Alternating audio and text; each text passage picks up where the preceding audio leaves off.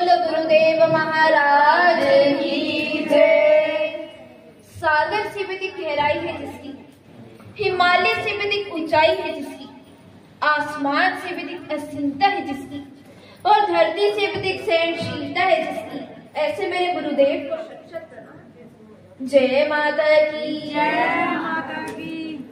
Moving on in our life is our achievement. Moving on in our life is our achievement. Being with Guru, we embrace our mistakes, and these mistakes are always corrected by the Guru. We should never get bothered from the hatred that we get from the people. We should never get bothered from the hatred that we receive from the world, and instead we should focus on being ourselves and moving on the right path which is shown by the. एक बार एक व्यक्ति कहीं जा रहा था और रास्ते में जाते हुए वो देखता है कि एक साधु महात्मा जी पेड़ के नीचे बैठे हैं। एक संत महात्मा जी वृक्ष के नीचे, एक पेड़ के नीचे बैठे हुए हैं। उनके पास जाता और उनसे जाकर कहता है कि महात्मा जी, आप अपना समय बर्बाद क्यों कर रहे हो? कि भगवान तो होते ही नहीं है, हमने तो कभी देखे ही नहीं है और ना किसी और ने देखे हैं, किसी ने दर्शन किए हैं, तो आप अपना जीवन व्यर्थ क्यों कर रहे हो? अपना टाइम क्यों वेस्ट करते हो?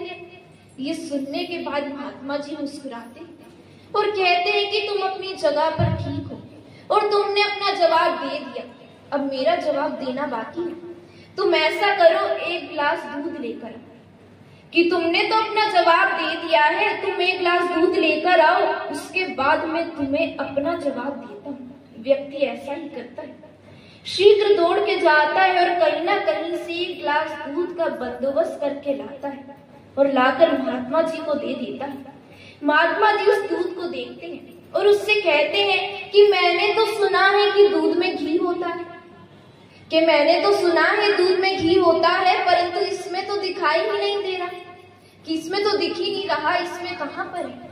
ये सुनने के बाद व्यक्ति कहता है कि महात्मा जी, आपकी बात ठीक है कि दूध में घी होता है, ये बात सही है, परंतु उस घी को प्राप्त करने की एक विधि होती है, एक तरीका होता है। ऐसे ही थोड़ी ना कुछ भी मिलता है, मेहनत करनी पड़ती है, तभी उसमें से घी निकलकर हमें मिलता है। ये सुनने के बाद महात्मा जी ने कहा कि जिस प्रकार दूध में घी पहले से उपस्थित होता है परंतु हमें दिखाई नहीं देता, और उस घी को प्राप्त करने के लिए हमें मेहनत करनी पड़ती है, प्रयास करना पड़ता है, उसी प्रकार भगवान भी कण कण में निवास करते हैं, हर जगह निवास करते हैं, परंतु उनके दर्शन पाने के लिए, उनको प्राप्त करने के लिए हमें जीवन में मेहनत करनी पड़ती है। अपने गुरु महाराज के दिखाए गए मार्ग पर हमें चलना पड़ता है,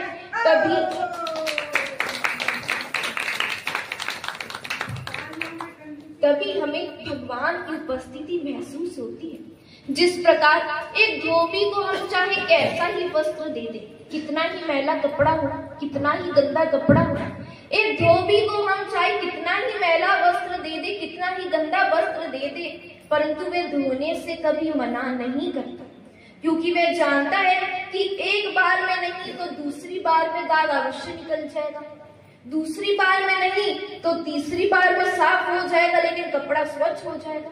उसी प्रकार गुरुदेव महाराज हमारे जन्मों जन्म के पापों को, हमारे जन्मों जन्म के पाप कर्मों को, हमारे काले हृदय को स्वच्छ करते हैं। इसलिए हमें अपने गुरु के शब्दों पर, उनके वचनों पर, अपने गुरु महाराज पर हमें भरोसा करना चाहिए, क्योंकि गुरु के हाथ तो देने के लिए खुले हैं, साधु संतों के और गुरु महाराज के हाथ तो देने के लिए खुले हैं, परंतु लेने के लिए प्रयत्न तो हमें ही करना पड़ेगा, प्रयास हमें ही करना पड़ेगा, संघर्ष हमें ही करना पड़ेगा। जय माता की जय माता की। कोई व्यक्ति किस बात को किस प्रकार समझता है, ये उसकी मानसिकता पर निर्भर करता है। कोई व्यक्ति किस बात को किस प्रकार समझता है, ये उसकी मानसिकता पर निर्भर करता है। कोई दूसरे की थाली में से छीनकर अपनी शान मानता है, कोई दूसरे की थाली में से छीन के लेने में अपनी शान मानता है, तो कोई व्यक्ति अपनी थाली में से देकर या बांटकर उसे अच्छा लगता है, संतुष्टि मिलती है। तो ये सब खेल केवल हमारे संस्कारों का, हमारे व्यवहार का, हमारी सोच का और हमारे विचारों का है। इसलिए हर किसी को हमें अच्छाई की ओर ही प्रेरित करना चाहिए, क्योंकि बुढ़ापे में रोटी आपके परिवार वाले आपको नहीं देते। बुढ़ापे में भोजन आपके पुत्र, आपका परिवार या आपकी औलाद आपको नहीं देती है, अपितु बुढ़ापे में भोजन हमारे अच्छे संस्कार हमें कराते हैं। हमारी सेवा का कारण केवल हमारे संस्कार बनते हैं। इसलिए गुरुदेव महाराज हमें सदैव अच्छे संस्कारों की ओर, अच्छे कर्मों की ओर प्रेरित करते हैं। और जो व्यक्ति अपने गुरुदेव के साथ रहता है, वो व्यक्ति इस ब्रह्मांड के राजा के साथ रहता है। जो उनके समीप रहता है, वो व्यक्ति भगवान के समीप रहता है। इसलिए भगत कहता है कि गुरुदेव मांगी थी एक कली उतार के हार दे दिया, कि मांगी थी केवल एक कली उतार के हार दे दिया, चाही थी एक धुन अपना सितार दे दिया। कि चाही थी एक धुन अपना सितार दे दिया।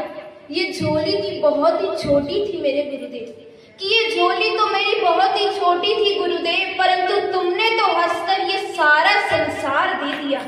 जय माता की, जय माता की जय